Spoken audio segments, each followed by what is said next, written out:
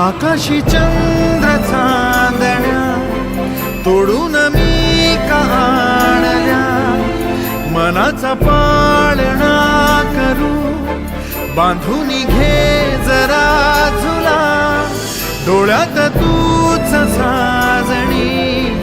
सुखाचा स्पर्श तू नामा, तुझ्या विना उरेन अर्थ जीवना, उजळे तुझ्या हसूने